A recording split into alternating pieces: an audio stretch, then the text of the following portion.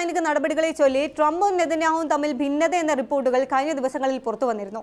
G7 ഉച്ചകോടിയിൽ നെതന്യാഹുവിനെതിരെ രൂക്ഷ വിമർശനങ്ങൾ ഉന്നയിച്ച അതേ ട്രംപ് തന്നെ ഇപ്പോൾ അദ്ദേഹത്തെ പുകഴ്ത്തി രംഗത്തെത്തിയിരിക്കുകയാണ്. മുൻപ് നെതന്യാഹുവിന്റെ രാഷ്ട്രീയ നിലപാടുകളോട് കടുത്ത അതൃപ്തി പ്രകടിപ്പിച്ചിരുന്ന ട്രംപ് ഇപ്പോൾ അദ്ദേഹത്തെ ഒരു പോരാളിയായ ഭരണാധികാരിയായാണ് വിശേഷിപ്പിച്ചിരിക്കുന്നത്. എന്താണ് ട്രംപിന്റെ പെട്ടെന്നുള്ള മാറ്റത്തിന് പിന്നിൽ? വിശദമായി നോക്കാം. സ്വാഗതം ഇൻഡെപ്തിലേക്ക്.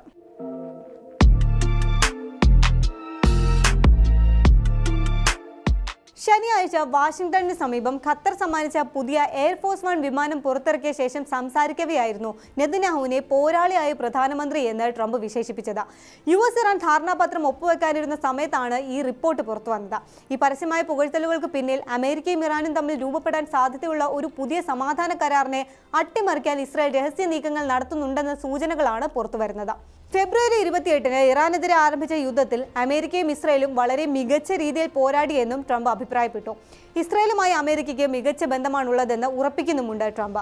ഇസ്രായേലിന്റെ സുരക്ഷയ്ക്ക് ട്രംപ് ഭരണകൂടം നൽകുന്ന പിന്തുണ ഉറപ്പാക്കുന്നതിനൊപ്പം നെതന്യാഹുവിനെ ഒരു വിട്ടുവീഴ്ചയില്ലാത്ത പോരാളിയായി ചിത്രീകരിക്കാനാണ് ട്രംപ് ഇപ്പോൾ ശ്രമിക്കുന്നത്. ഗസയിലും ലെബനനിലും തുടരുന്ന സൈനിക നടപടികൾ അന്താരാഷ്ട്ര തലത്തിൽ ഇസ്രായേലിനെ പ്രതിരോധത്തിലാക്കിയിട്ടുണ്ട്. ഈ സാഹചര്യത്തിൽ അമേരിക്കയുടെ പൂർണ്ണമായ പിന്തുണ നെതന്യാഹുവിന് അനിവാര്യമാണ്. ഇതേ സമയം തന്നെ അമേരിക്കയും ഇറാനും തമ്മിൽ നയതന്ത്ര ചർച്ചകൾ പുനരാരംഭിക്കാനുള്ള സാധ്യതകൾ തെളിയുന്നത് ഇസ്രായേലിനെ ആശങ്കപ്പെടുത്തുന്നുമുണ്ട്. ഈ കരാർ അട്ടിമറിക്കാനുള്ള ശ്രമങ്ങളും ഇസ്രായേൽ ഊർജിതമാക്കി കഴിഞ്ഞു. ലെബനനിലെ യുദ്ധം തുടരാൻ ഇസ്രായേൽ പ്രധാനമന്ത്രി കടുത്ത രാഷ്ട്രീയ സമ്മർദ്ദം നേരിടുന്ന സാഹചര്യത്തിലാണ് ട്രംപിന്റെ പുതിയ പ്രസ്താവനകൾ പുറത്തുവരുന്നത് എന്നതും ശ്രദ്ധേയമാണ്. യുദ്ധം അവസാനിപ്പിക്കാൻ ഇറാനുമായി കരാറിലെത്തിയിട്ടും ഹിസ്ബുള്ളക്കെതിരെ തുടരുന്ന ഇസ്രായേലിന്റെ സൈനിക നീക്കങ്ങളിൽ ട്രംപ് നേരത്തെ അതൃപ്തി പ്രകടിപ്പിച്ചിരുന്നു. ഈ മാസം ആദ്യം നടന്ന ഒരു ഫോൺ സംഭാഷണത്തിനിടെ നെതന്യാഹുവിനെതിരെ അദ്ദേഹം അസഭ്യവർഷം നടത്തിയതായും റിപ്പോർട്ടുകൾ പുറത്തു വന്നിരുന്നു. ഒരു പുതിയ കരാറിലെത്താൻ അമേരിക്ക മുതിർന്നാൽ അത് മേഖലയിൽ ഇറാന്റെ സ്വാധീനം വർദ്ധിപ്പിക്കുമെന്ന ഭയമാണ് ഇസ്രായേലിന്.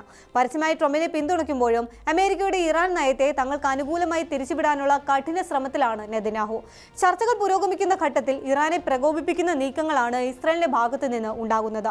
ഇറാൻ ഒരു പ്രകോപനത്തിലേക്ക് നീങ്ങിയാൽ അമേരിക്കയ്ക്ക് ചർച്ചകളിൽ നിന്ന് പിന്മാറേണ്ടി വരും. ഇതാണ് ഇസ്രായേലിന്റെ കണക്കുകൂട്ടൽ. ട്രംപും നെതന്യാഹുവും തമ്മിലുള്ള രാഷ്ട്രീയ സഖ്യം എത്രത്തോളം ശക്തമായി തുടരുമെന്നതും അമേരിക്ക ഇറാനോട് സ്വീകരിക്കുന്ന യഥാർത്ഥ നിലപാട് എന്തായിരിക്കുമെന്നും വരും ദിവസങ്ങളിൽ നിർണായകമാകും.